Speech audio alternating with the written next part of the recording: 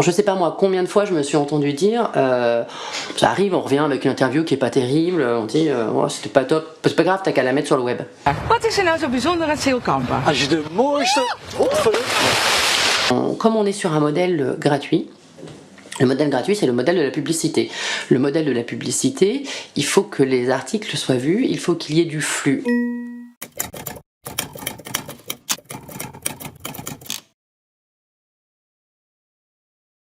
Et on va arriver dans une logique de flux. Ah, sensationnel aujourd'hui. Effroyable incendie à Orly, photos et détails. C'est-à-dire qu'il fallait faire des articles, le plus d'articles possible, et donc dans un temps réduit, et donc et qui fassent le plus de buzz possible. J'ai pas besoin de développer pour expliquer que ça va à l'encontre complète de l'investigation, de la qualité d'écriture, de la réflexion éditoriale. Puisqu'on peut aller très rapidement, donc faire des articles ou des reportages en permanence, on peut tout traiter. Le risque dans tout ça, c'est une prolifération des informations.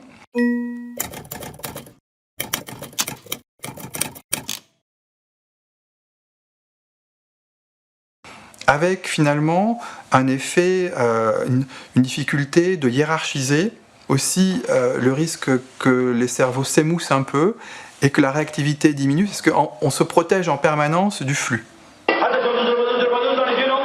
Dans le déluge, le torrent d'informations, comment on fait pour en faire toujours plus, c'est développer un genre journalistique tout à fait à part et absolument pas intéressant, qui est le journalisme de réaction. La classe politique a vite compris le truc, et donc on a un jeu où c'est pas l'information qui compte, c'est la réaction à l'information. Parce qu'après on réagit sur la réaction. Donc là ça devient, et ça peut faire une bonne journée BFM. Hein. Oui, monsieur. 5 secondes. Vite. Je vais dire n'importe quoi. Pierre. Il faut bien dire que la population a tendance à attendre des résultats rapides et immédiats et est sensible à cette présence médiatique. Et donc, au fond, la situation des politiques est liée aussi à cette diffusion de la norme de l'urgence au sein de la population et aux attentes que ça entraîne.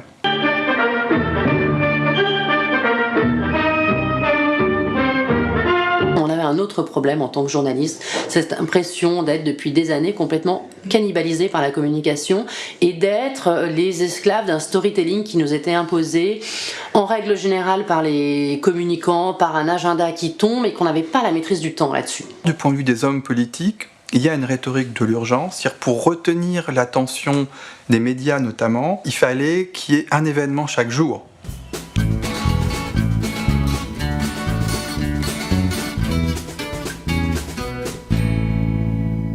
Mais quand on est journaliste de quotidien, on raconte l'instant présent. On n'est pas des historiens. Le principe de l'actualité et de l'information, c'est de se dire que ce qui se passe en ce moment est une façon de comprendre notre époque, de l'expliquer, est un outil démocratique, et on ne peut pas être que sur le temps long, et c'est pour ça que c'est très bien qu'il existe des quotidiens et qu'il existe de l'immédiateté sur Internet. Mais alors, cette immédiateté, il faut la recontextualiser.